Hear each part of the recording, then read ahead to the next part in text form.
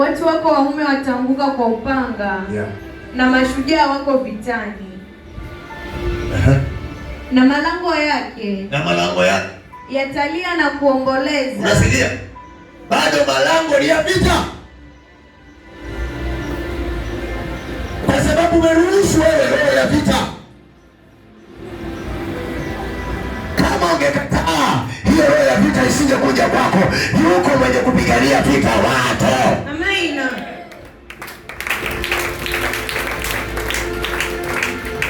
Kuna mahali Biblia inasema nilipiga vita vilivyo vizuri. Vita vizuri ni ile kumtegemea Bwana. Amen. Unamwambia Baba, sina nguvu zozote, lakini kwa sababu nakutumikia wewe najua hutaniacha. Daudi anasema ninapopita katika uvuli wa mauti, Baba niko pamoja. Amen.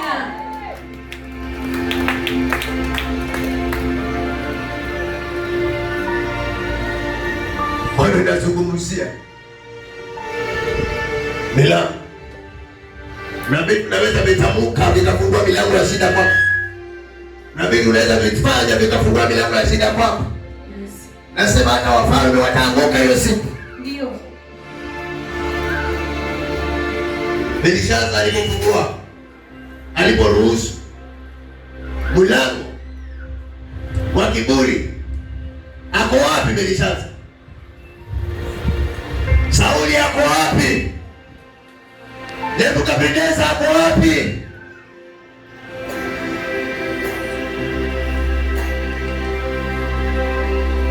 Kiburi hakisaidii mwanangu. Amen. Kinaangamiza watu. Amen. Wakiwa wana nguvu zao hivyo hivyo.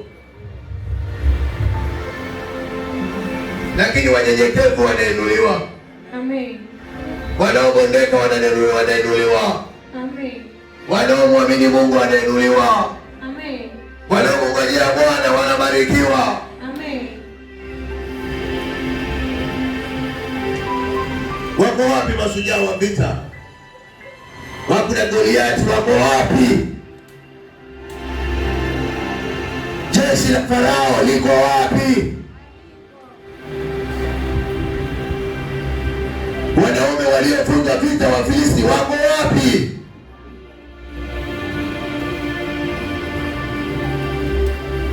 Wamidiani walioshindana na Mungu wa Musa wako wapi? Manabii wa Baali wako wapi?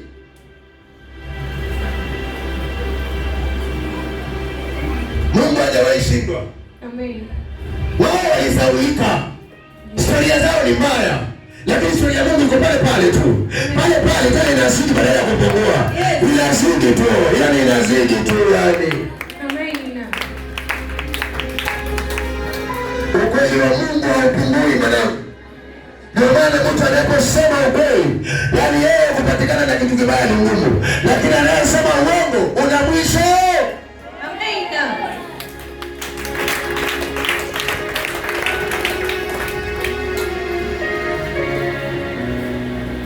Ni sawa umerongo, basi unategemea nani? Ni sawa unapita, basi unategemea nani?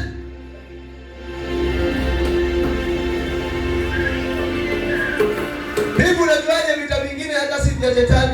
Wewe ndio umekaribisha shetani. Wewe ndio umemwita. Wewe na shetani amelala. Wakati ulipookoka akasema jareni na yeye. Lakini wewe ndio utawabishia na kuwafungulia milango.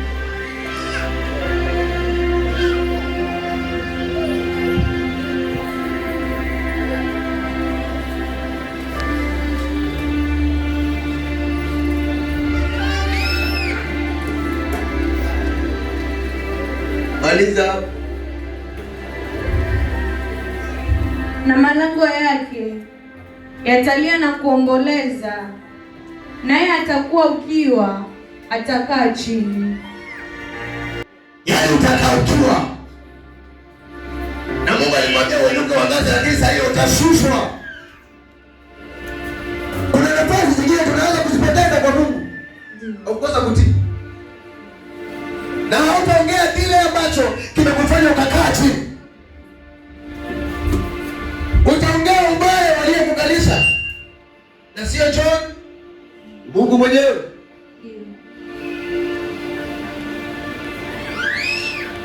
Kwa sababu aliambiwa hakusikia. Samueli, usimuone huyu. Kusikiza. Ongea na wewe Samueli, achana huyu. Sana Sauli. Sauli ananitukana. Sauli ananidharau kila wakati. Na wewe unapiga magoti juu yake. Na wewe unafunga juu yake. Achana naye, nitajitafutia mwingine. Usishindane na watu. Amen. Wasio hapo na haja na mimi. Vitu vya dunia ndio vinawasumbua. Wamenisahau agano langu. Wamesahau uso wangu. Wamesahau kunyenyekea kwangu. Wamesahau nilipowaokoa kwa shida. Wamesahau nilipowaponya. Wamesahau nilipookoa watoto wao. Sasa wameniacha mimi. Simwombe. Mungu anasema usimwombe. Sasa alikuwa kaenda vitani na shida. Sasa ataenda kukufa. Akasema nitamuua mwenyewe. Alikuwa alipoenda vitani, vita vilivyokuja. Oh my Lord. Kuna mahali ulikuwa unapitishwa na Mungu. Kuna mahali kama usiposikiza Mungu, kuna mahali patakuondoa. Kuna vita vingine vitakuweka chini.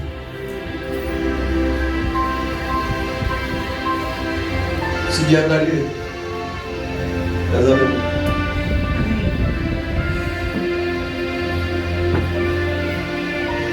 Wanadamu hauna maisha mengi ya kuishi hapa duniani. Miaka 70 ni miaka kidogo sana. Miaka 100 ni miaka kidogo sana.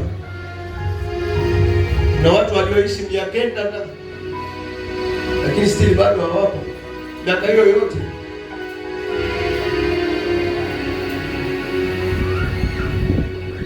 Mtu aliyevunja rekodi Nuhu aliishi miaka mingi sana. Lakini mpaka sasa tumebaki na historia. Haijalishi tutaishi miaka mingapi. Simba wako hapa. Biblia inasema hapa duniani ni matembezi tu. Lakini hapa ndipo palipo na hekima yako kwenda mbinguni ama kwenda peponi. Amen.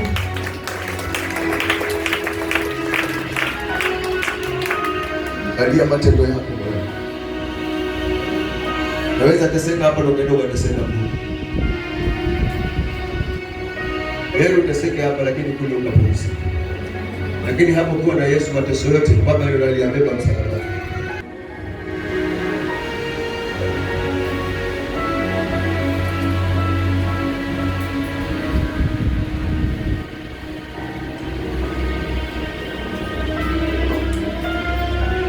Ndio baba.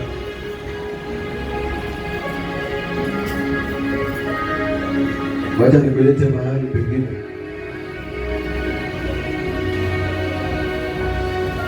Kitabu cha Yoshua 24 verse 14.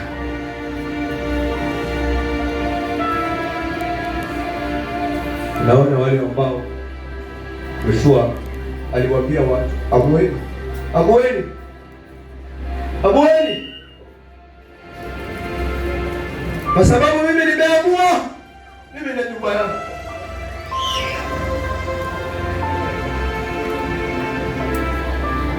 Mungu aliponipatia ujumbe huu nililia sana.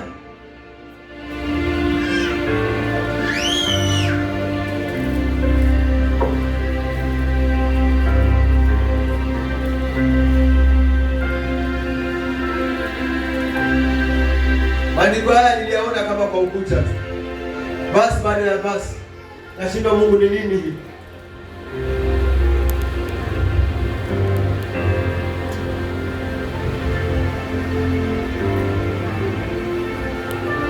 Ndio waambie hivi wanao.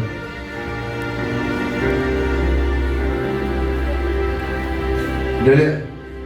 Amen. Kitabu cha Yoshua 24 mstari wa 14 inasema, basi sasa mcheni Bwana, mkamtumikia kwa unyofu wa moyo na kwa kweli.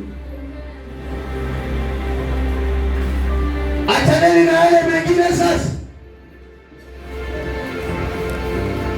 Mkamtumikie Bwana. Moyo wa kunyenyekea, moyo wa kujitolea, si kwa kulazimishwa.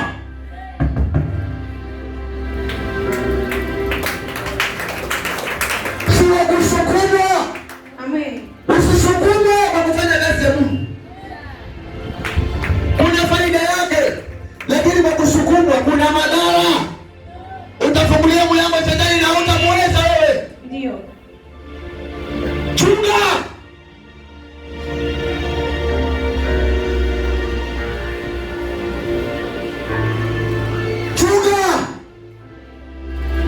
Hata ukiona mwenzako na mchezo, wewe usifanye mchezo. Amen. Ukiona mwenzako na muzaa, Daudi anasema sikukaa vibarazani na watu wanaozaa. Yeye neno la Bwana lilikuwa ndio tegemeo lake. Amen. Kwa hiyo kuna watu walikuwa na muzaa. Kuna watu walikuwa na mchezo. Achana na mchezo. Amen. Nasema achana na mchezo. Amen.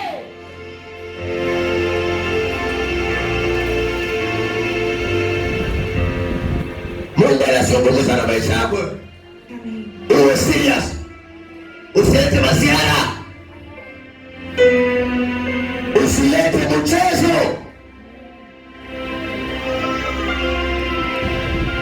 Heri watu wakuache. Heri watu wakuchukie. Heri watu wakuseme. Lakini maisha yako ni muhimu kuliko wale wanavyosema. Amen.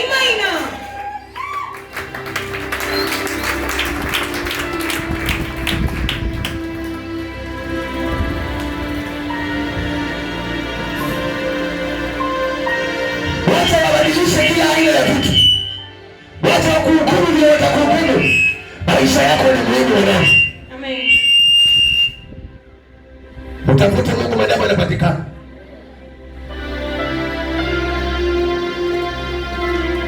Nasema utafute Mungu madamu anapatikana. Amen. Narudia, utafute Bwana madamu anapatikana.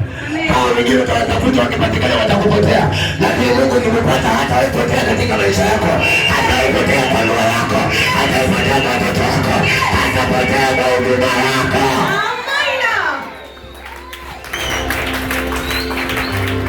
Mungu ajifichi kwako. Wanadamu wanaweza kujificha. Wanaweza kuona kwa njia wakakwepa.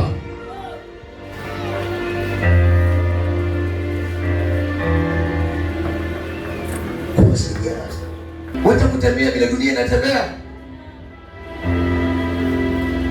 Kwa hivyo duniani watu wakitembea bila viatu, wao wanasema ni swaga ile tembea bila viatu.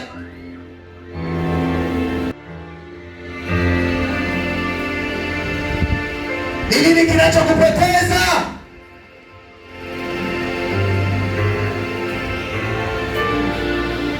Wacha kumwabudu Mungu na hasira. Amen. Wacha kumwabudu Mungu na chuki. Yes.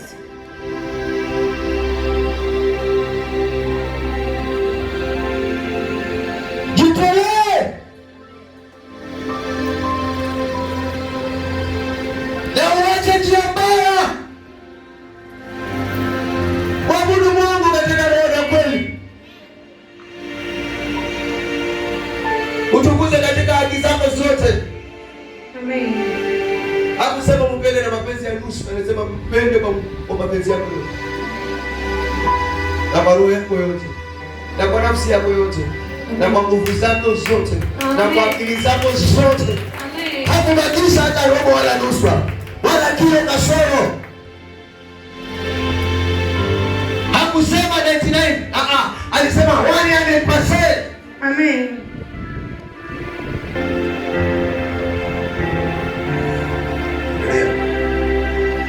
Basi sasa mcheni Bwana, mkamtumikie kwa unyofu wa moyo na kwa kweli, na kuiweka mbali miungu ambayo baba zenu walitumikia ng'ambo ya mto na huko Misri, mkamtumikie yeye Bwana. Anasema wekeni mbali vitu vingine vyote ambavyo baba zenu walikuwa wanaviona jamani. Baba alikuwa hawezi ridhika na wanawake mmoja. Baba alikuwa hawezi kutukuza Mungu mmoja peke yake. alikuwa changanye.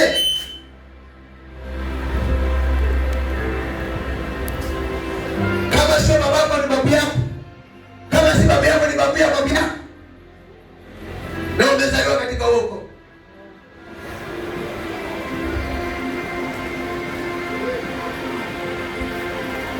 Acha nini na hiyo ndugu. Amen. Walikuwa wanakaa ya kukuja kukaa kanisani. Wanasema fadhali twende Ndombeni, twende Vigogoni, twende kwa Dirafu kuliko kwenda kanisani. Hata kama walikuwa wameokoka, walikuwa hawezi kuja kanisani hata katikati ya wiki. Wanakuja Sunday na budu lisali moja na wanaenda nyumbani. Ndio maana ukifika kanisani ukishamaliza kipindi cha siku wao umechelewa, ukishaombewa wao umechelewa.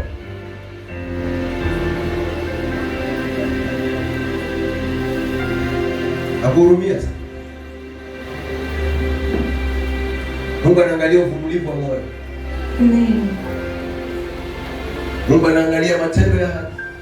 Amen. Simwabudu Mungu kwa kupotea kitu fulani. Amen. Jitolee kwa nafsi yako yote. Amen.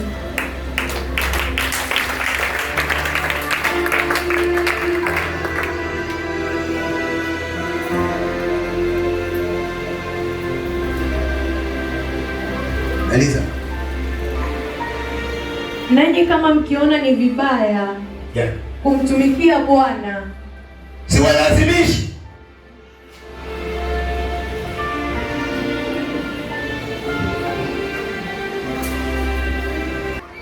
Na Mungu akakuongoza pale baada ya kuongoza. Amen. Na ndio maana umepatana na ujumbe ambao Bwana anataka uwe bila sababu yeye anataka. Amen.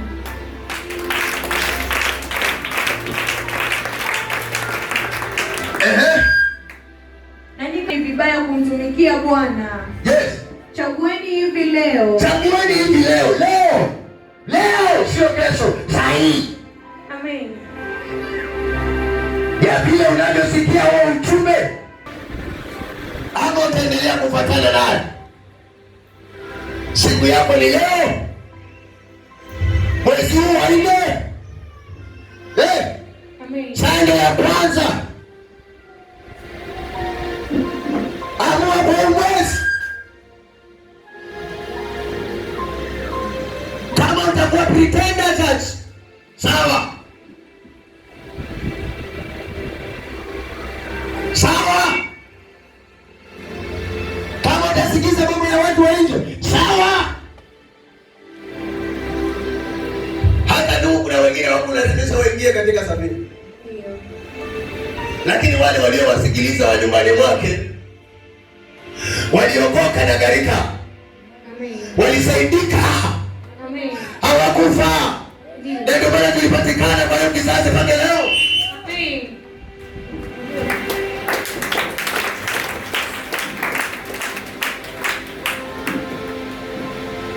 Kuna watu walikufa bado wakati ule kabla hawajazaa. Wanaume walienda na mayai yao. Wanawake wengine wakaenda na mayai yao. Wengine walikufa kabla hawajafanikiwa. Na wengine wakakufa na mafanikio yao. Wengine wakakufa na watoto wao. Lakini Nuhu kwa sababu ya kusikiliza sauti ya Bwana aliokoka, akamfurahisha Mungu. Ijapo katika safina kulikuwa na mawimbi, lakini Mungu alisema hii safina lazima ifike ikatue mahali nilitaka ifike. Amen.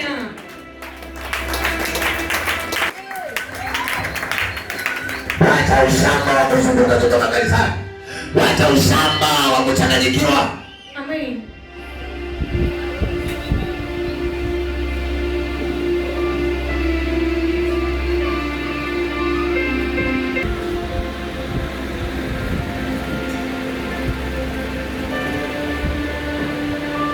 Endelea. Chagueni hivi leo mtakayemtumikia. kwamba ni miungu ile ambayo baba zenu walitumikia ng'ambo ya mto, au kwamba ni miungu ya wale Waamori ambao mnakaa katika nchi yao, lakini mimi na nyumba yangu tutamtumikia Bwana. Yoshua akaamua akawaambia, nimewaita na mmefanya vizuri kukuja leo katika siku ya Bwana, na kwamba niwaambie maneno yale Bwana amesema juu yenu. Muamue leo, kwa sababu mimi nimekaa chini na watoto wangu, mimi nimekaa chini na mke wangu, nikawaambia kulingana na vile ninaona. Hapa kuna wengine wametuchanganya, hapa kuna wengine wana mzaha, hapa kuna wengine wana uchokozi, hapa kuna wengine ni kitenda, hapa kuna wengine ni watu ni wakwae. Amen. Lakini mimi nimechagua hatua moja. Mimi nyumba yangu nitamwishia Bwana. Amen. Na akamwambia hata nyinyi siwafichi kile nilichochagua. Yoshua hakuwaficha. Alisema siwafichi kile nilichochagua. Sikuwapatia mafungo ni wafiche. Inawaambia kinagobaga. Inawaambia wazi wazi.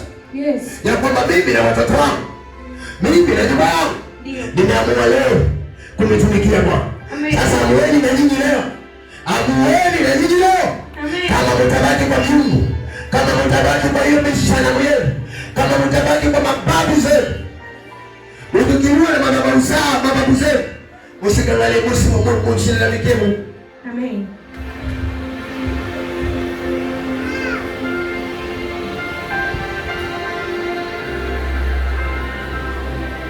Manake Bwana aliponena hamkumsikia. Sasa mnasumbuliwa na kile mlichokipenda. Kuna watu tunapigwa na maroho tuliyoyapenda. Hata kuna wengine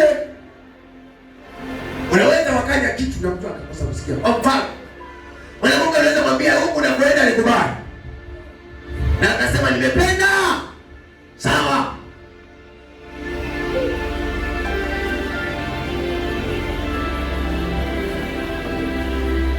Kumbe amependa kilio, amependa mateso.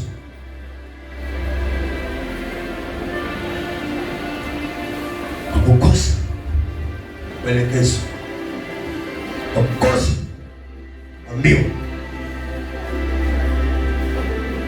Usifanye machozi na maisha. Maisha yako sio ya jokes.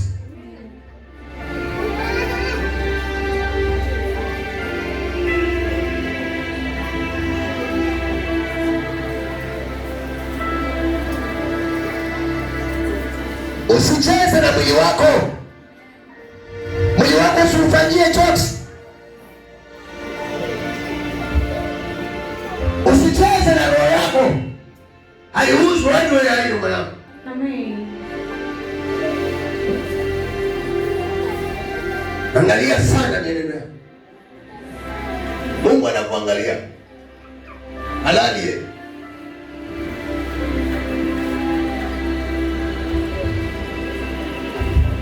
Wewe sema huyu ni rafiki yangu. Sawa. Shoga yangu, sawa. Shoga yangu, sawa. Sisi wengine tuliacha na marafiki. Na tukapata rafiki mwema. Ambaye ni Yesu. Amen. Sisi wengine tulikataliwa na marafiki. Tukabaki na rafiki mmoja ambaye ni Yesu.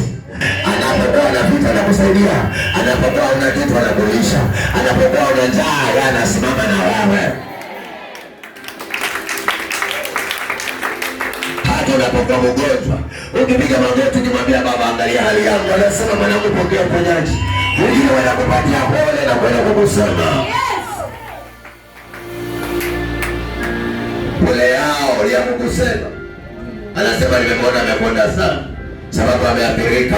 Angalia Daudi alipoangalia Ayubu, kuna watu wawili walienda pale wakamtazama Ayubu, akasema wewe sio ulikuwa unajifanya mtu wa Mungu, angalia sasa wewe unamfanyia dhambi Mungu wako. Kwa sababu unanuka, achana na Mungu wako. Hawakujua siri aliyekuwa nayo Ayubu na Mungu wake.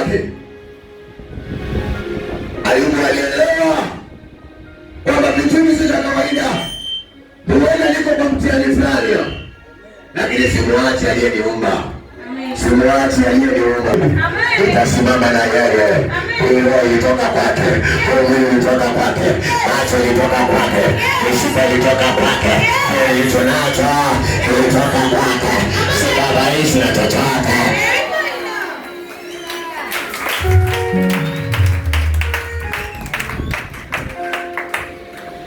Ayubu alipotamka maneno yake, nafikiri ile shetani aliinua mikono kwa Ayubu, akamwambia Mungu, nimeshindwa na moto wako. Akaambia kama umeshindwa tena naye basi, wacha na mimi nimzidishie. Amen. Kwa maana yeye ameshinda mtihani mkubwa sana. Amen. Mfalme alijua hilo. Mfalme mwenyewe alijua hilo. Kwa sababu ni watu walimrudia njama. Ili aonekane huyu jamani mwenye makosa. Hata ukitekelea nyama yoyote, wewe mwenye makosa, huyo Bwana atakuokoa wewe.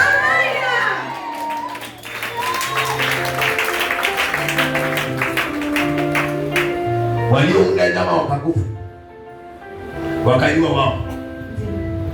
Simama hivi. Wanaokupiga vita watakutangulia. Amen. I'm telling you the truth. Hawatakutangulia, utawaona tu. Amen. Hebu endelea. Kweli hivi leo mtakia mtumikia kwamba ni miungu ile ambayo baba zenu walitumikia ng'ambo ya mto, au kwamba ni miungu ya wale Waamori ambao mnakaa katika nchi yao, lakini mimi na nyumba yangu tutamtumikia Bwana. Hao watu wakajibu wakasema, hasha, tusimwache Bwana ili kutumikia miungu mingine. Sijui kama unajibu kama wao. Walipoelezwa wakajua Yoshua ameamua jambo zuri. Na sisi hatutaenda kinyume na sema wacha tuandamane na yeye. Nasema hasha, haina haja. Haleluya. Amen. Hebu maliza. Endelea tu. Hao watu wakajibu wakasema, hasha, tusimwache Bwana ili kuitumikia miungu mingine, kwa maana Bwana Mungu wetu, yeye ndiye aliyetupandisha sisi na baba zetu kutoka nchi ya Misri, kutoka nyumba ya utumwa, naye ndiye aliyezifanya ishara zile kubwa mbele ya macho yetu na kutulinda katika njia ile yote tuliyoiendea na kati ya watu wa mataifa yote tuliopita katikati yao. Hao watu wakakumbuka. Amen. Wakakumbuka. Kwa sababu walijua sio Mungu aliyewaokoa, bali ni Mungu aliyewaokoa. Kuna magonjwa ulikuwa ya kupata ukufe wewe, lakini Bwana akakuokoa wewe. Kuna kitu ulikuwa nacho wewe ulikuwa ukufe wewe, lakini Bwana akakuokoa. Haleluya. Usimsahau Mungu wako wewe. Nashuhudia usimsahau Mungu. Bwana wa Israeli hakumsahau Bwana. Hata wewe usimsahau kwa sababu ya mambo unayoyaona. Haya mambo yanakuja ya shetani. Tunataka kusaulisha. Gundua siri moja. Usimsahau.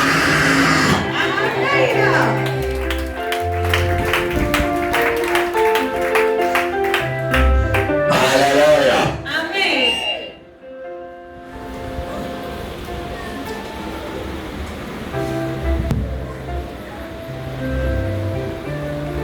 Kuna mahali ambapo mimi siwezi kusahau Mungu hata iweje. Bwana, weka tu mahali, mwambie Mungu usinisahau, unipigania maisha yangu, niingia hapo na nitoka hapo, nataka niwe mtu mwema.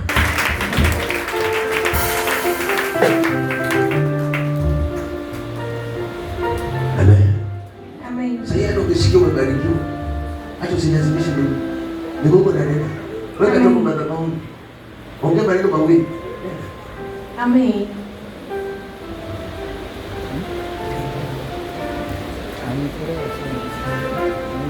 Siwezi sahau Mungu maneno.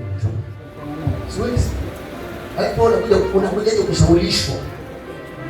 Mungu hajui mahali Mungu amekutoa. Ukristo mzao unagolewaje?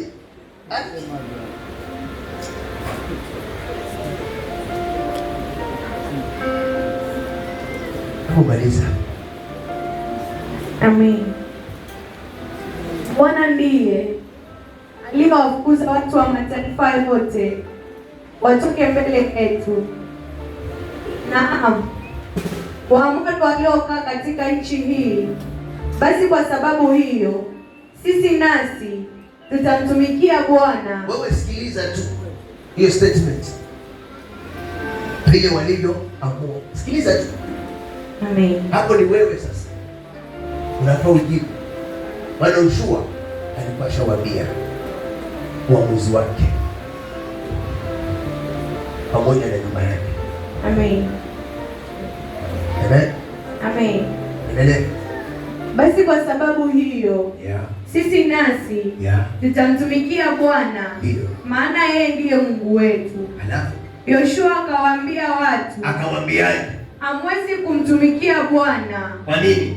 Kwa kuwa yeye ni Mungu mtakatifu. Alafu yeye ni Mungu mwenye wivu. Hata wasamehe makosa yenu wala dhambi zenu. Unaona? Kuna watu hapa, naomba mnisikilize hapa sasa. Ndio kwambia kifika wakati wa kuongea kama Yoshua ataongea kama Yoshua. Amen. Kuna mahali unaweza tamka kanisani, lakini sio vile ndani ya moyo wako. Ndivyo unavyotamka ndani ya roho yako. Sasa naye Mungu huwezi mdanganya kile unachokiwaza ndani ya roho yako. Amen. Maana wewe hapa nitakwambia, utasema yeye nimesema kama yeye. Lakini wewe mwisho tofauti. Maana hawa walipolisikia hilo neno walifanya tu uamuzi tayari. Hello? Yes. Walifanya uamuzi tayari baada ya Yoshua walipoamua. Kumbe Yoshua alikuwa amefikiria na akaliwaza na akaona kitu cha kufaa ni nini.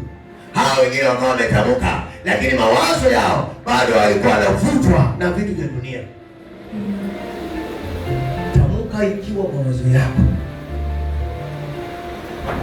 hayatarudi nyuma tena, kuliko useme ujiongezee dhambi ulioiapa na kumbe unadanganya.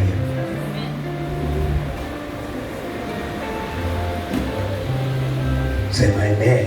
Amen. Endelea mwanangu. Yoshua akawaambia watu hamwezi kumtumikia Bwana, kwa kuwa yeye ni Mungu mtakatifu. Yeye ni Mungu mtakatifu. Matendo yake yanafaa yao ya kitakatifu, ya utiifu na kufanya kile Bwana anaamuru kwako. Amen. Endelea. Yeye ni Mungu mwenye wivu. Ndio. Hata wasamehe makosa yenu. Ndio. Wala dhambi zenu. Ndio. Kwa nini? Kama mkimwacha Bwana na kuitumikia miungu migeni, ndipo atageuka na kuwatenda mabaya na kuangamiza baada ya kuwatendea mema. Kitu kibaya ni uwape, alafu kifika kule upatane na miungu mingine migeni. Kumbe katika ile harakati na pale ulipo hapa ukapatana tena na miungu migeni, kumbe Mungu naye akasikia ya kwamba ana wivu, akaona huyu mtu anamuzaa na mimi, na ruhusu sasa shetani amumalize.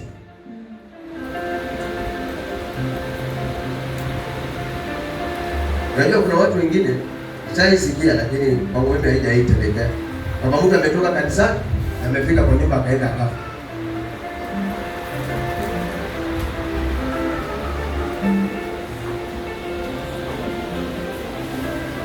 Asiobi itendeke na sitende. Amen. Lakini Mungu atakavyo.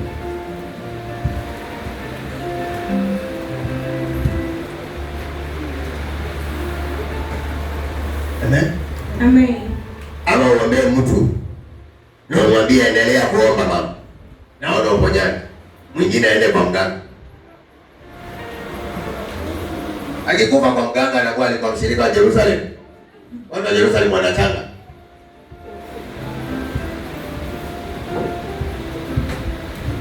Ai.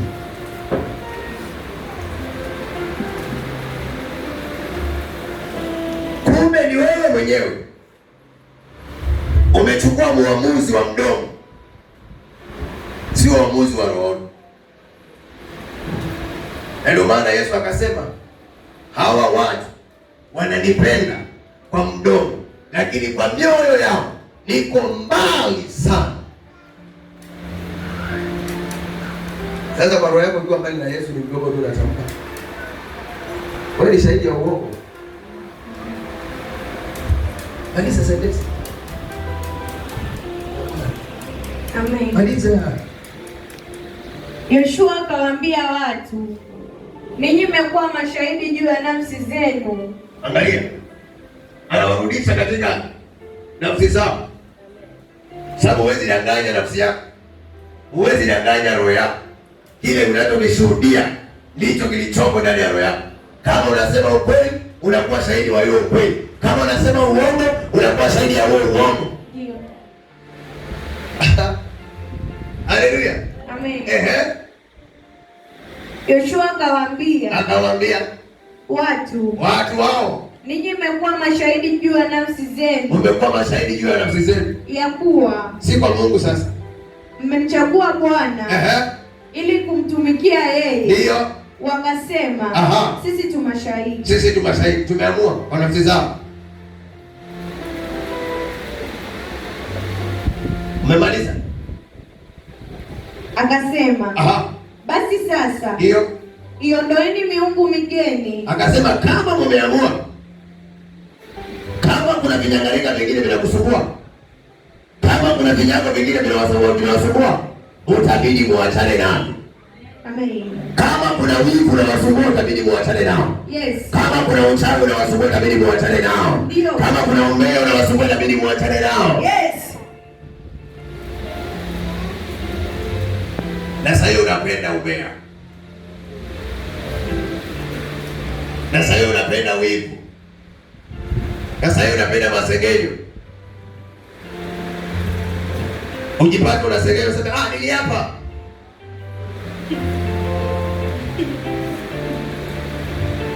Unapenda safari unasema nilisahau leo kama ni kanisa.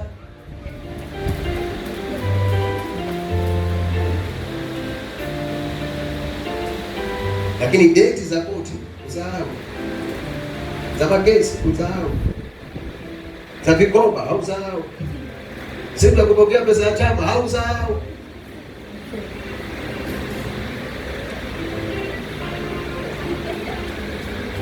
Siku iliyopata mimba hausahau.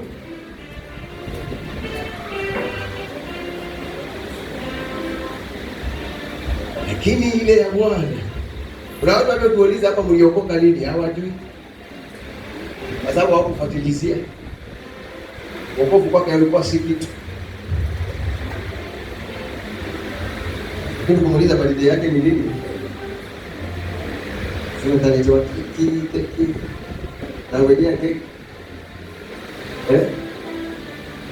Anaitoa bila msori. Oh my God. Aliza. Akasema basi sasa iondoeni miungu migeni. Toeni hiyo miungu migeni iliyo kati yenu. Mkaielekeze mioyo yenu kwa Bwana Mungu wa Israeli. Unasikia? Mkaielekeze mioyo. Moyo ukiuelekeza, sasa moyo wako ulikuwa umeelekezea wapi? Kama ulikuwa umekuelekeza mahali pabaya, utabidi utani uelekeze kwa Mungu. Kama ulikuwa umeelekeza kwa fikra mbaya, utabidi utani uelekeze kwa Mungu. Kama ulikuwa umeelekeza kwa mahali popote pabaya, yani utabidi ubadilike, umgeuke Mungu sasa. Useme nimeamua hatua hii na njia yangu ni hii. Na kwa sababu Yesu ndiye njia, nitafuata neno lake. Amen. Unasemaje? Amen. Mungu ananena na wewe bado. Ndipo hao watu wakamwambia Yoshua sasa, Bwana Mungu wetu ndiye tutakayemtumikia. Wakaamua wenyewe. Amen. Kwamba Bwana Mungu wetu ndiye tutakayemtumikia. Haya, endelea.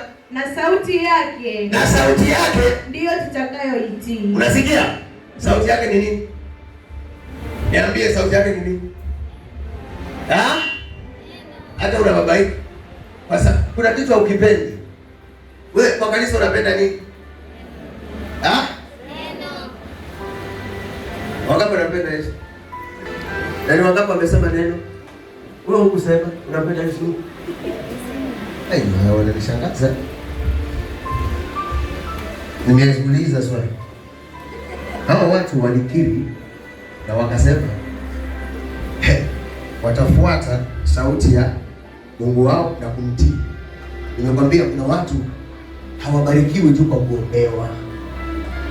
Kuna baraka zingine hata wasipokuombea, lakini ikiwa unamtii Mungu, anaangalia utiifu, anakubariki wewe. Unaweza shinda mtu aliyeomba tangu morning hadi night, akiwasha mpaka na kuchukua dramu kwa nyumba yake.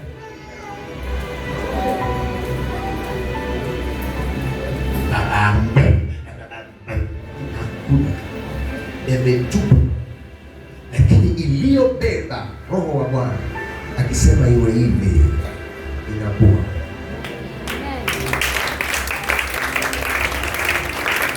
Alafu mtu yule hata kama hiyo kitu haijakuwa kwa saa hiyo, roho yake imekuwa na matumaini ya kwamba hii kitu inakuwa. Amen. Hakati tamaa. Yaani kuna kitu kinamwambia usikate tamaa. Hii kitu iko karibu kufika.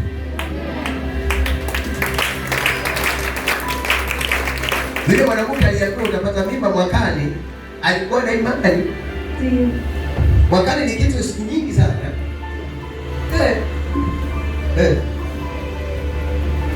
Ilipofika hiyo siku, kwa sababu alikuwa na tumaini hilo, akapokea.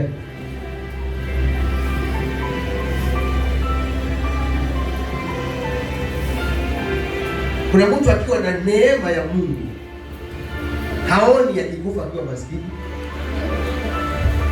Kuna kitu anakiona tu. Ndio pale anaenda na ile neno kwamba imani ni bayana kwa vitu visivyoonekana, lakini kwa akili na ufahamu wa ile neema unaona ile inakuja. Amen. Naona ile harusi inakuja. Amen. Naona ile gari inakuja. Amen. Naona mafanikio inakuja. Amen. Naona nikimtumikia Mungu katika watu wengi inakuja. Amen. Lakini mtu ambaye amekosa hekima kila akifikiria anasema hai ni shida tu. Sasa mtu kama wewe ukimwombea hata ukifunga hata kumpiga makofi na kumfundisha Mungu na kufanya peleko ndani.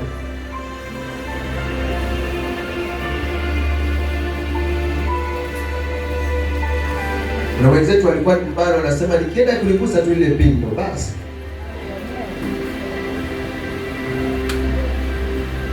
Na wengine walisikia tu Yesu anapita kwa Nazareti. Wakaitana mara tatu. Yesu alijua ndo anasikia. Siachi. Watu wanamzuia lakini wanamwambia hapana. Unaweza kupenda watu wakwambia lakini sioni ukifanikiwa. Wewe mwenyewe kuna kwa hivyo mwenyewe kwa hivyo. Wewe unakata tamaa. Ya nini endelea kuitana? Amen.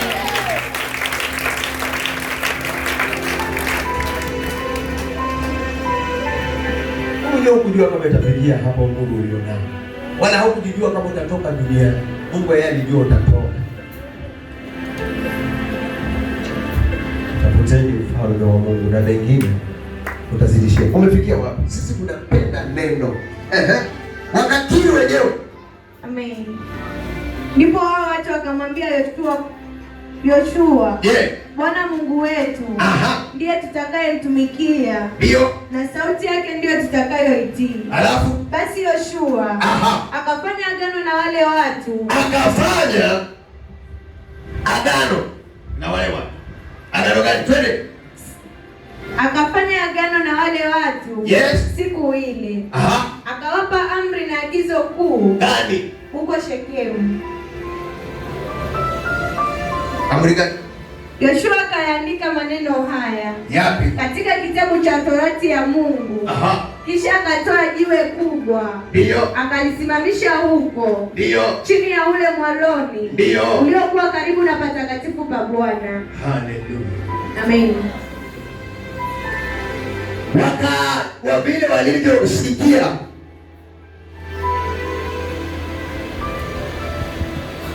wakaamua wenyewe. Mwisho wakawaambia haya, wakawapatia ile amri sasa. Mwambie mtumikie Mungu wako. Amri 10 zile. Usiue, usizini, uteba. Usitumikie Mungu mwingine isipokuwa yeye peke yake. Amen. Usitengenezee vitu vya kuchonga. Endeni katika haki. Pendeni Mungu kwa mioyo yenu yote, kwa akili zenu zote. Akaweka agano. Sasa mimi before niweka agano na wewe, mpaka lazima ujue Mungu wako vile anakupigania, si ndio? Kuja hiyo Isaia.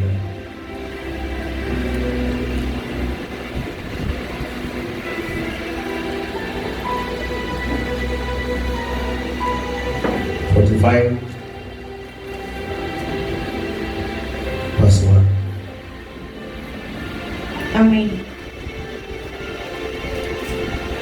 Kitabu ni cha Isaia. Kabla tujaingia hapa, nakuuliza tena, wangapi wanampenda Mungu? Kambia wako wote. Kabisa? Kama kuna kitu chochote umeshikilia, achilia. Wewe mwambie Bwana, kuanzia leo ninaokoka upya na unikugeukia wewe na kukutumikia katika maisha yangu yote. Kila kosa Baba nililohusishwa, nililojihusisha, nililofanya Baba, unisamehe na sitarudia tena. Nitakutumikia wewe Mungu wangu uliyeniumba na ukanileta hapa duniani. Nitakaa na wewe maisha yangu yote, nawe ukae nami maisha yangu yote. Usiniache kila mahali ninapokwenda, nisionekane mimi, bali uonekane wewe Mungu wangu. Na kuomba leo vile nilivyookoka, unisamehe kabisa na ukaniweke huru bali na dhambi. Unifungulie milango yangu ya baraka ili niwe na amani. Asante Yesu kwa kunipenda na kunisomea ili nirekebike. Basi leo nimerekebika mpaka ninajihisi mimi niko huru, nimeokolewa na wewe Baba. Baba, vile umeniokoa, ukaokoe jamii yangu, familia yangu na watoto wangu. Bado utaniweka na wao waweke, kama wamefungwa wakafunguliwa. Asante Mungu, bado umeniokoa na umenipenda. Katika jina lako Yesu Kristo nimeomba na kuamini. Amen.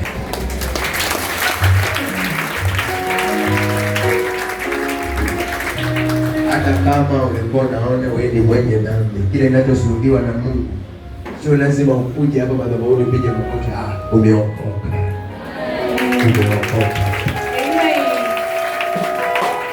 Fuata maagizo ya Bwana, endelea kumwabudu Bwana. Wacha sasa nikusawazishie kifungu cha mwisho, ndio tuendelee na hatua zingine. Amen. Twende hapo.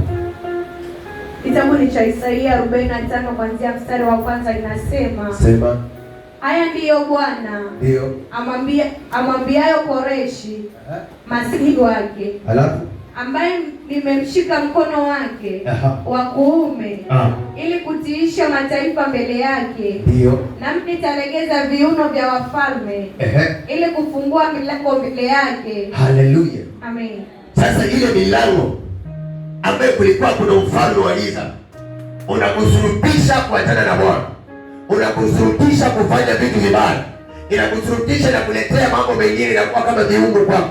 Yesu anasema zile kamba zilizokuwa zimefunga, zile vifungo vyote vinaenda kulegezwa. Kama ni ufalme unaenda kulegea, na kuna mlango ambao ulikuwa umefungwa, Baba anasema naenda kufungua sasa. Kama ni ile ulikuwa unakosea, Kwa maana kuna kitu kingine kwa kimefungika. Sasa analeta suluhisho lingine ya kwamba kwa sababu umekiri kuna kitu kipya Bwana anaenda kutengeneza mwezi wa 4 utakuwa tofauti na miezi mingine. Amen. Amen. Haleluya. Endelea. Ili kutiisha mataifa mbele yake. Ili kutisha.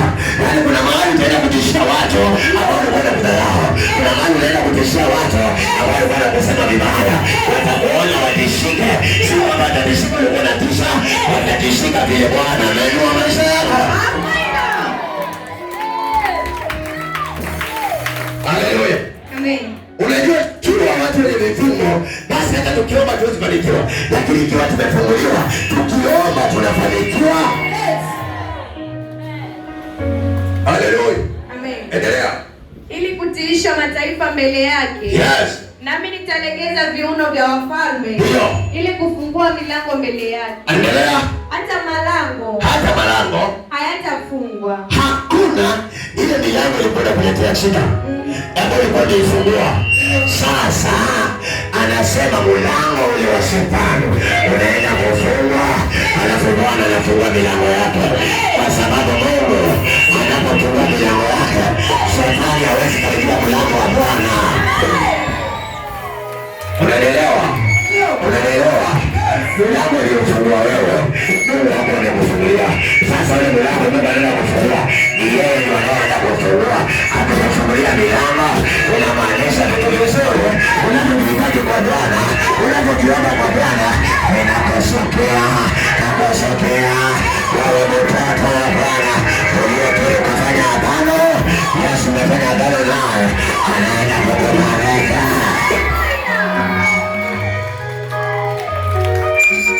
Haleluya. Amen.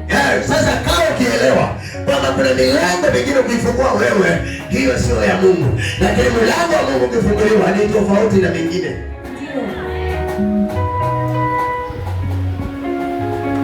Sema ikawe hivyo. Sema ikawe hivyo. Katika jina la Yesu. Nikatendewe hivyo.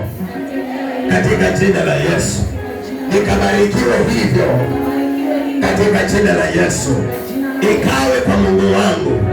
Ikawe kwa Mungu wangu niliyejisalimisha kwake leo, akanibariki, akaniinue na akaniweke kiwango kingine. Unarejeshiwa huduma yako ambayo hujawahi onekana sasa. Kuna kitu kinarudi, maombi ambayo hujawahi omba tena. Kuna maombi utahubiri ambayo hujawahi hubiri. Kuna ufunuo utakwenda mpya. Kuna mafuta mengine ambayo hujawahi mwagiwa.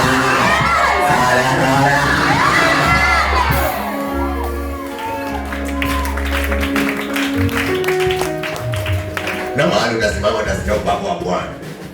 Nasikia Roho wa Mungu akikunenea. Bwana atakupatia na kukufunulia. Bwana atakupatia na kukufunulia. Kuna watu utawajua hawa ni wabaya. Kuna watu utawajua hawa wananisengenya. Kuna watu utawajua wananiazia mabaya. Alafu kama ajabu, ukishawajua wanakaa mbali na wewe. Bwana anakuondokea furahi. Kwa sababu uliwajua na wanakuondokea. Hautajutia, hautaumia.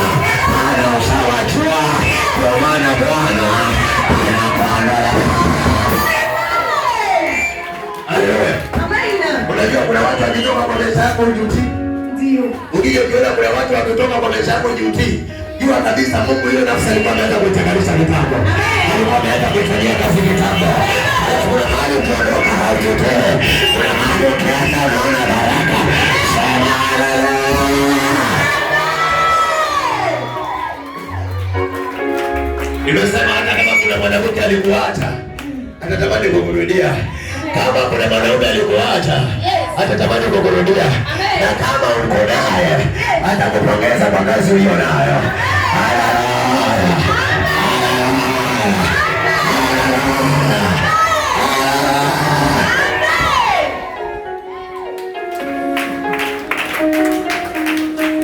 Haleluya. Aliyesamehewa na Bwana anabarikiwa. Aliyekiri na Bwana anabarikiwa. Aliyeweka agano na Bwana anabarikiwa. Danieli aliweka agano na Mungu. Elia akaweka agano na Mungu. Ibrahimu akaweka agano na Mungu. Na hata Ibrahimu alibarikiwa sana. Akamwambia weka agano na wewe. Angalia agano ambalo aliwekewa. Kuna agano moja wewe unajua kama ni agano.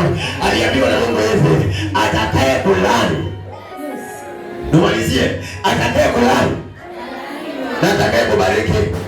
Ikawe hivyo, yoyote atakaye kuchukia wewe, achukiwe pale na watu wako.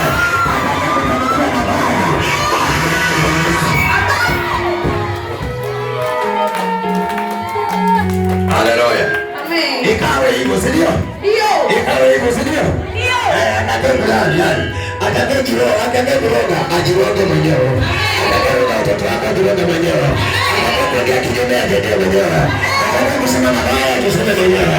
Atakaye kuongea vipi, mrudia. Chakula unachokifanya kibaya, kumrudia. Haleluya. Amen. Na wakati atakubariki, atabarikiwa. Atakaye kubariki, atakubariki. Lakini ndugu yako akikuonea wivu, ndio anyongwe. Amen. Waswahili wanasema kwenye wivu afanye nini? Akinyonga. Afanye nini? Akinyonga. Afanye nini? Akinyonga. Yuda aliona wivu akafanya nini? Akatimiza msemo wa Waswahili. Yuda alitimiza msemo wa Waswahili. Aliambiwa kwa sababu Yuda aliona wivu kwa sababu ya mafuta. Kwa sababu ya mafuta tu. Kwa sababu ya mafuta tu. Yuda akaona wivu. Akajitia kipaji. Kwa maana watu wanasema aliye na wivu ajinyonge mwenyewe. Unajua sometimes unaweza ona wivu, unaonea wivu mwenzako, hapo unachunguza mwenzako, kumbe unajichunguza mwenyewe. Ndio. Haleluya. Wewe unaweza onea wivu mwenzako kama unamsema mwenzako, kumbe unajisema mwenyewe. Haleluya. Unaweza onea wivu mwenzako kama una maombi mabaya, kumbe anakurudia mwenyewe.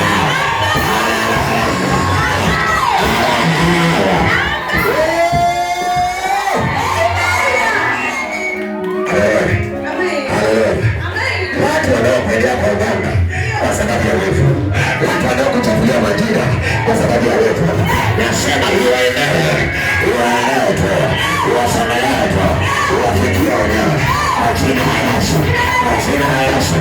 Rekesha hiyo wivu, rekesha uchawa, rekesha kibomo, rekesha mabomo, rekesha kwa jina la Yesu, kwa jina la Yesu, kwa jina la Yesu, kwa jina la Yesu, kwa jina la Yesu.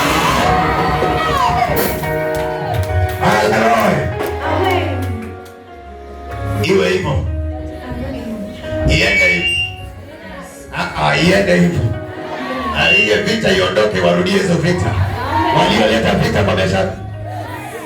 Walioleta vita kwa maisha. Walioleta vita kwa maisha. Vita vikageuke. Yes. Waendelee wenyewe. Usiwalifurahi wakati unabeba vita. Sasa waacha warudie. Waone kama wanaweza ona hiyo. Haleluya. Haleluya. Haleluya. Haleluya.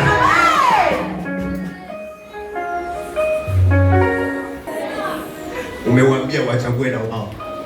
Wasipochagua wakiendea miungu mingine kwa sababu yako, wazike. Amen. Haleluya. Amen. Wacha tusikie hili neno. Hili neno litabisha upya. Hata ukiomba na pao uombe na nguvu. Hata ukisema amen useme amen ya nguvu. Ya watu waliookoka sasa. Amen. Ya watu waliokombolewa sasa. Amen. Watu waliozaliwa upya leo.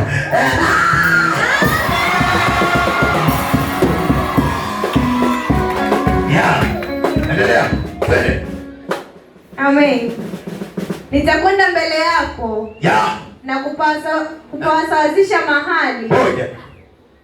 Anasemaje? Hadi kwa sababu nimewekewa agano na yeye. Anasema nitakwenda mbele yako. Nitawasawazisha mahali ambapo watu walikuwa wamekubomoa. Watu walikuwa wamekudharau. Watu walikuwa wameondoa heshima yako. Watu walikuwa wameondoa kibali chako. Yale maroho yalikuwa yanakupiga. Hiyo milango ilikuwa imefunguka vibaya. Sasa amekufungulia milango mingine huko. Alafu anaenda kusawazisha. Anaenda kusawazisha. Haleluya.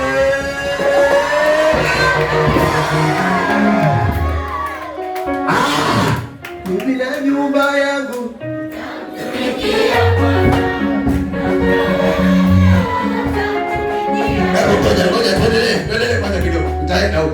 Amen. Nitakwenda mbele yako. Sasa wakati ule wewe ndio ulikuwa unaenda mbele za Bwana. Bwana alikuwa haendi mbele yako. Ni mapepo alikuwa yanatangulia. Hata ukitafuta kazi mapepo ndio alikuwa yanatangulia. Hata ukiomba mapepo ndio alikuwa yanatangulia. Sasa Mungu anasema kwa sababu leo umekiri. Sasa kile ulichokuwa unakiomba Baba atatangulia kusawazisha utajiri, kusawazisha wengine, kusawazisha hiyo kazi, kusawazisha hiyo ndoa, kusawazisha hiyo harusi, kusawazisha watoto, kusawazisha maisha yako.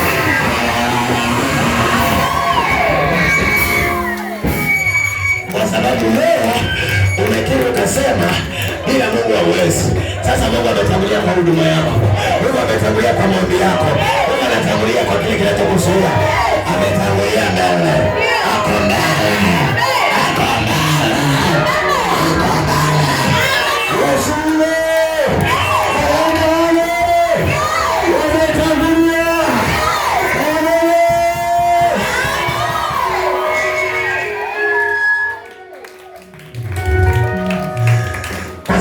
unajua walikuwa wameroga ili wachafue. Kabla haujafika wachafuliwe. Amen. Lakini Mungu amejibu tofauti ya vile walivyoroga. Kwa sababu Mungu anasema mwanangu rudi nyuma sasa. Sasa ulikuwa umekaa inakuinua ili inatangulia mbele yako. Amen. Kila mahali inafika. Mahali ambapo kulikuwa kwa vibaya. Watu walikuwa wanakusesewa. Wanakuwa mabaya yako. Sasa mimi ninaenda huko. Naenda kutengeneza hiyo kazi. Naenda kutengeneza hiyo nyumba. Naenda kutengeneza familia. Naenda kutengeneza watoto. Naenda kutengeneza maisha yako. Naenda kutengeneza baraka zako. Kutengeneza.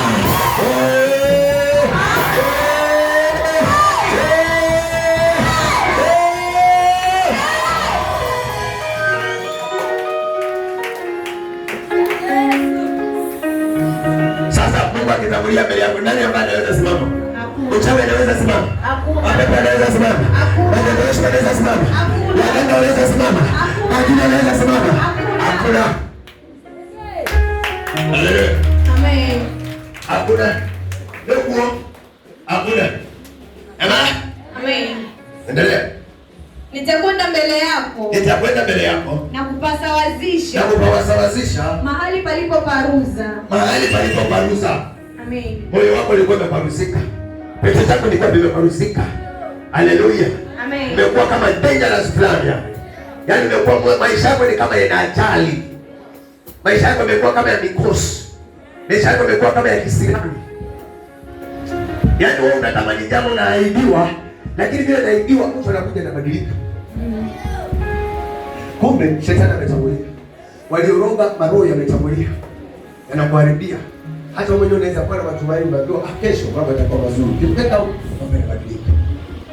Unaahidiwa unaona karebo takupigia simu.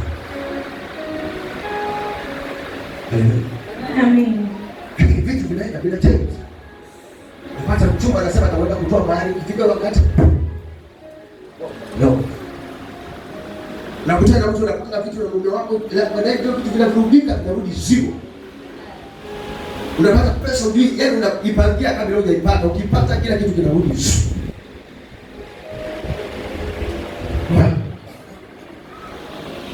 Kumbe yupo mharibifu. Unapata mume wako anabadilika na kuwa mzuri, kesho anabadilika kwa mbaya. Vitu vyote tu ambavyo wewe unakutana nayo. Sababu kulikuwa na mlango mwingine ambao ulikuwa umefunguliwa shetani. Sababu anafunga ule, alafu anafungua yeye mwenyewe. Amen. Alafu anasema nikishafungua sasa mimi ndio nakutangulia Mungu na kwa kile unachotaka, kile unachoomba, kile unachotazamia, kile unachoamini. Umeparuswa, umevunjwa moyo, umekatishwa tamaa. Kuna mahali unaona kama ambao umefika mwisho, unapatana na watu wa uongo. Bwana anasema anaenda kutengeneza maisha ya mtu mapya. Mungu anasema anaenda kutengenezea maisha mapya. Mungu amesema mwenyewe anaenda kutengeneza maisha mapya. Yule Bwana aliyemkiri leo anasema anaenda kutengeneza maisha mapya. Yule Bwana aliyemkiri leo anasema kuna vitu vinaenda kutoka vipya. Kuna mbingu mpya, kuna maisha mapya. Kuna mafanikio mapya.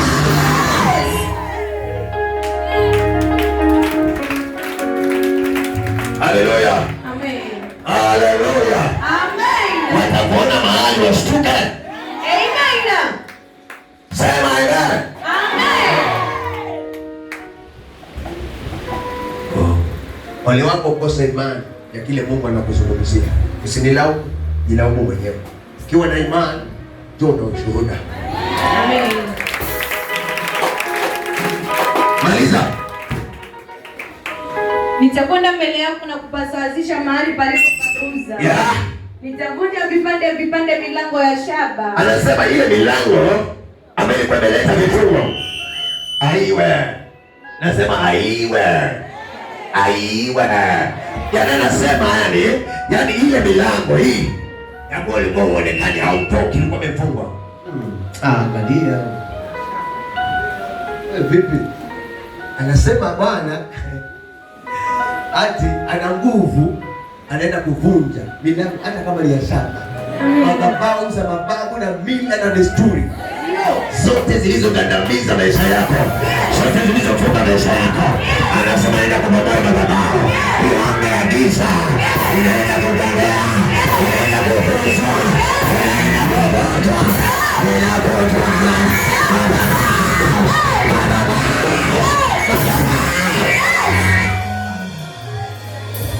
Haleluya.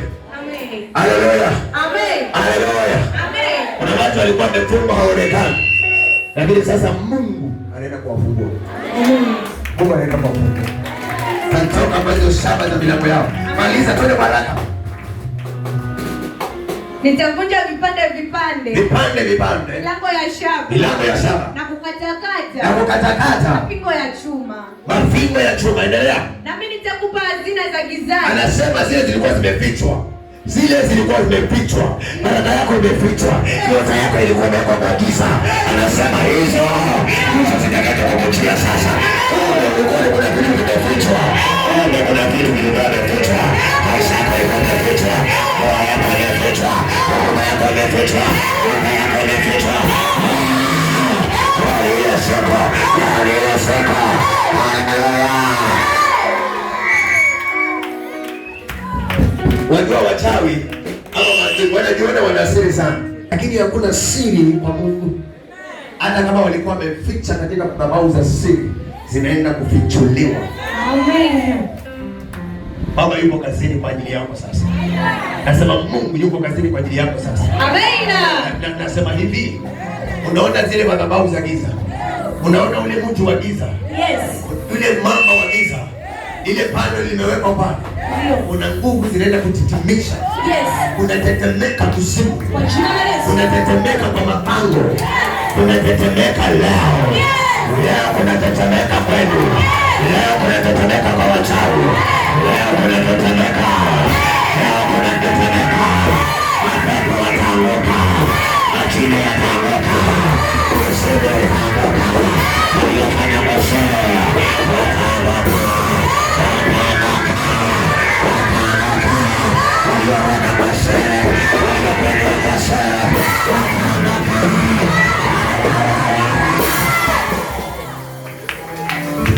Siri zinafichuka. Siri zinafichuka.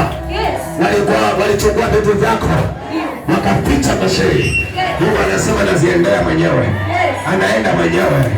Anaenda mwenyewe.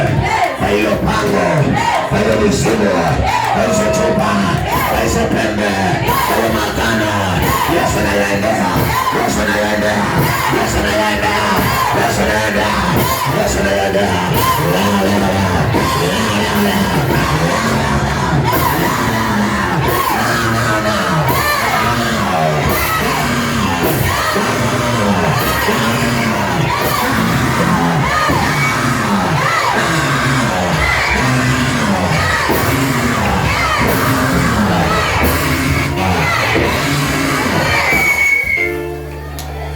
kwa jina la Yesu.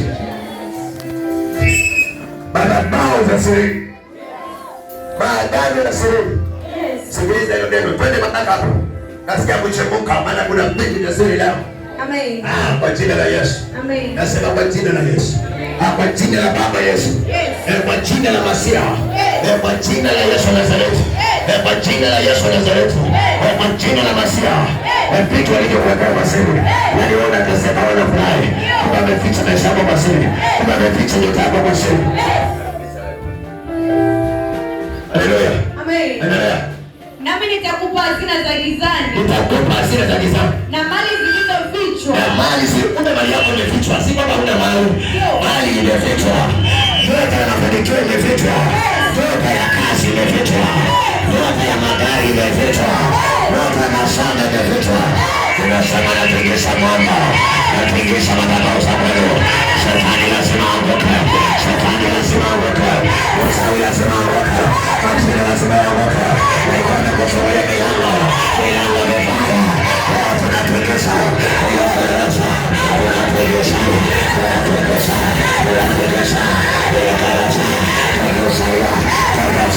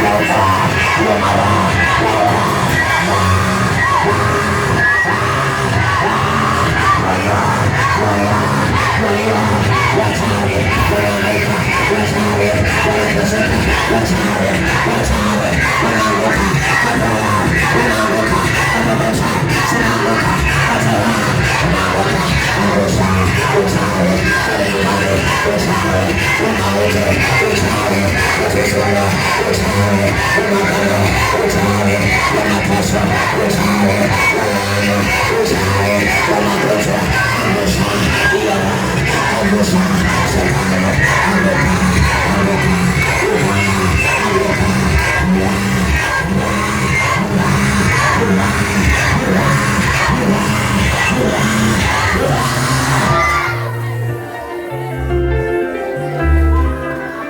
Kila roho iliyosimama pale kwenu, kila tunaitingisha leo, lazima itingishe. Kilichosimama juu yako lazima kianguke, ili maisha yako badilike. Kilichosimama kwenye familia lazima kianguke. Wewe ile mali hapa ukakiangusha, weka imani, kuangusha ile madhabahu ya nyumbani, ile maroho ya kule kando, ile maroho ambayo yako kabla yako. Kilichosimama kwenye nyumba, kilichosimama kwenye wako, kilichosimama kwa maisha yako, tunakiangusha. Angusha.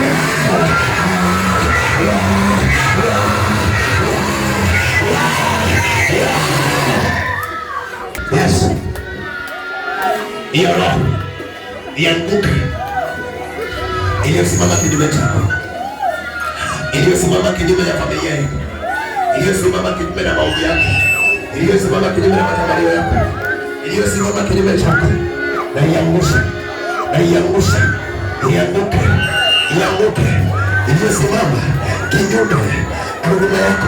Hausongi mbele, unaregesha nyuma. Yes, saidia pale, saidia hapo. Kwa jina la Yesu, saidia. Naangusha leo, naangusha. Naenda pale, narudi hapa. Naenda pale, nakurudia.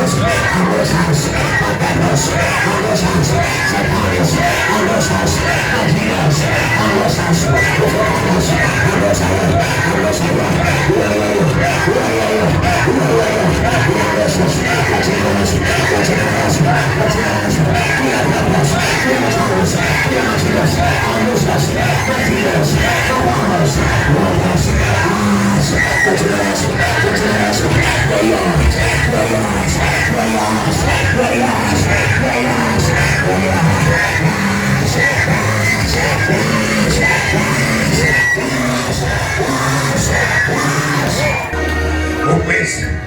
itakuwa historia kwako, itakuwa historia kwako. Kuna ngome inaanguka, uchawi unaangusha, majini yanaangusha. Sikufikiri huko, Yesu ashafika huko. Yesu anafanya msako. Malaika wa Bwana, malaika Mikaeli, akona wewe hapo, anakusaidia kwa kweli, anakusaidia mwili wako, anakusaidia kabisa, anakusaidia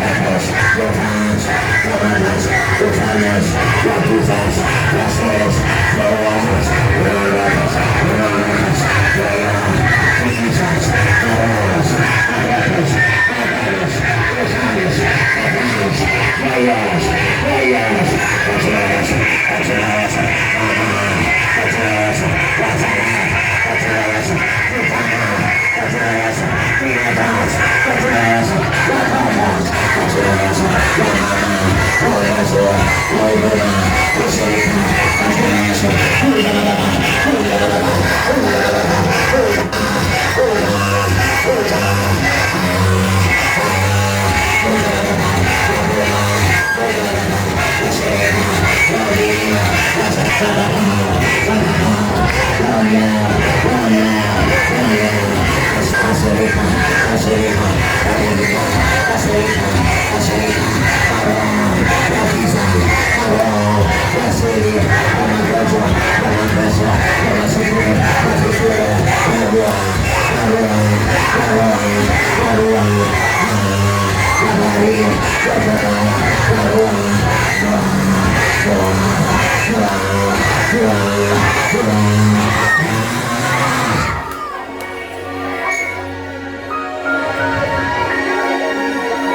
Kwa jina la Yesu.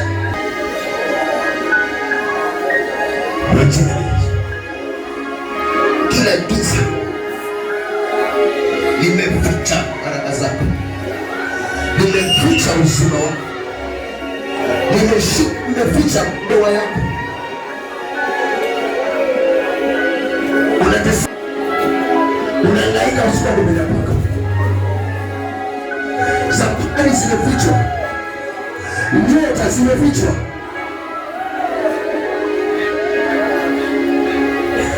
Yesu amesema nachokora kila mahali,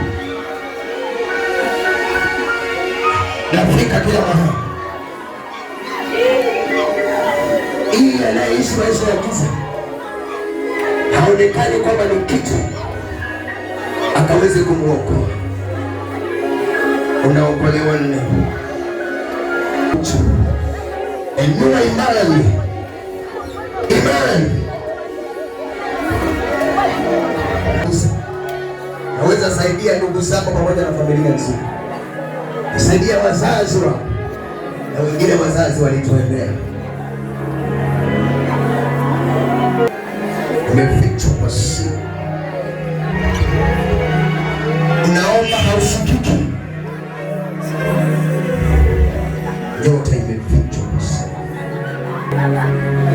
Kila siri iliyofanyika juu yako, kila siri mbaya iliyofanyika juu ya maisha yako, kila siri iliyofanyika juu ya familia yenu, babako wanajua, mamako wanajua, wakafunga wakaenda kwa mizimu. Hata wengine walikufa, lakini nyinyi mnateseka kwa ile siri iliyofanyika. Naikamata siri ya kitambo, naikamata siri ya maagano, naikamata ile siri, naikamata ile siri, achilia Yesu Yesu. Aroa siri ya Yesu, aroa Yesu, aroa baba Yesu, aroa baba Yesu, aroa siri, achilia Yesu, achilia Yesu,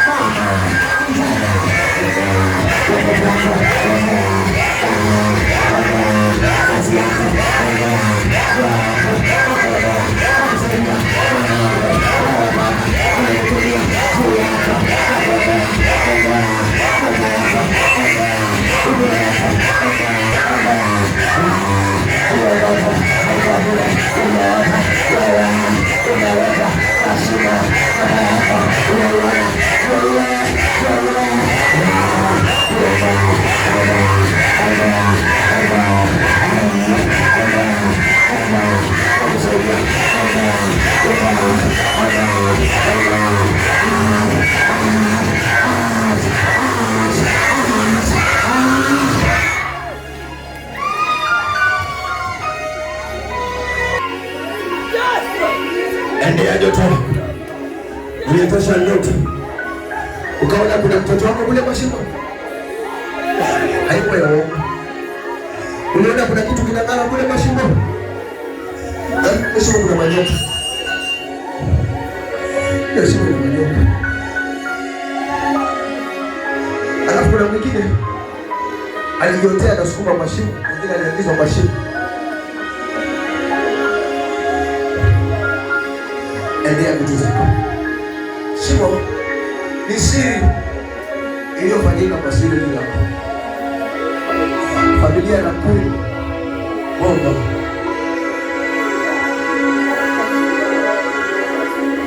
Umetumbukizwa pale. Ile siri inakuumiza mpaka sasa.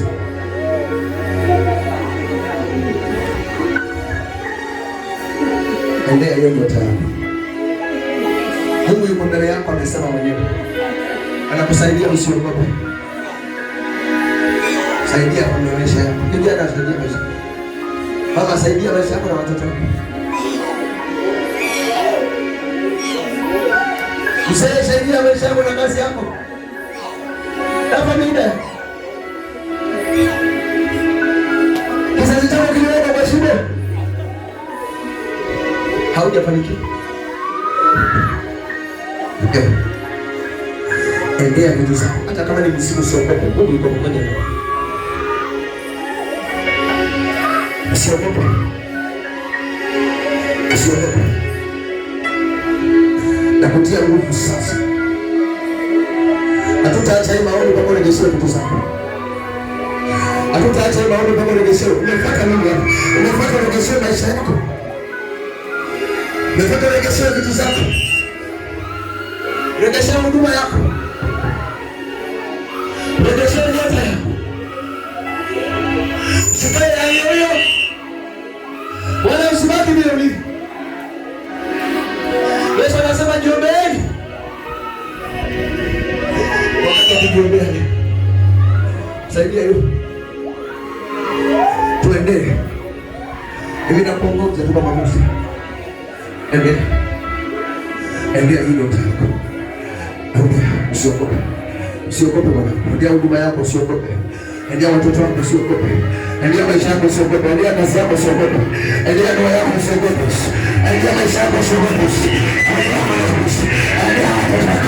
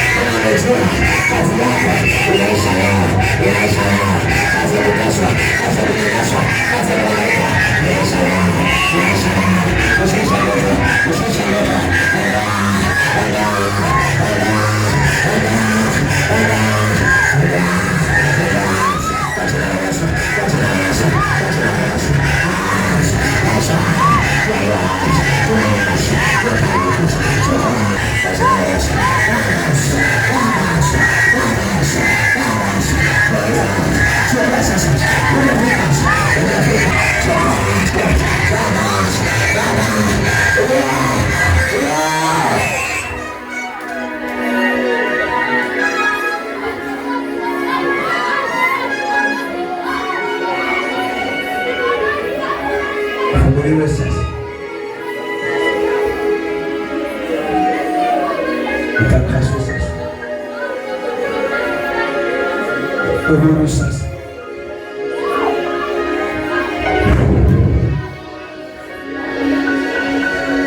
Osha na pokea nguvu mpya. Osha na pokea nguvu mpya. Katika jina la Yesu.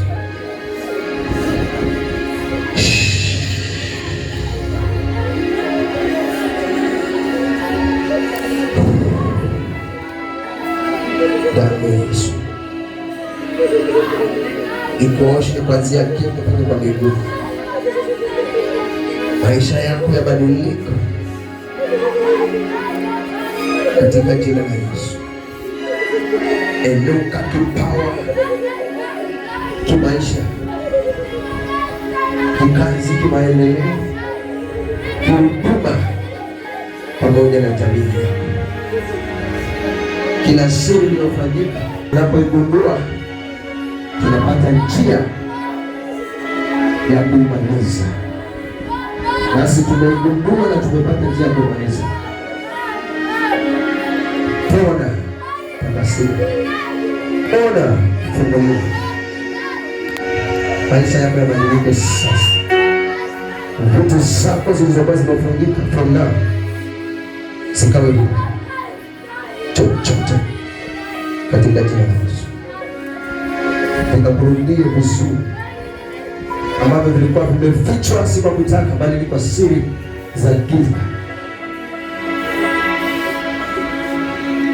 Kuanzia leo nimenyamazisha mizimu kwa kuimaliza.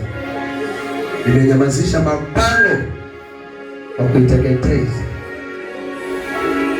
Kila pando lililokuwa limepandwa kwa lile, Baba, tumeukata huo muti wa hiyo giza, tumeutingisha na kuung'oa kabisa, ili watoto wengine waanze kupanuka akili, kupanuka kimawazo na kubadili mfumo wao na kukuwa mfumo wa wokovu.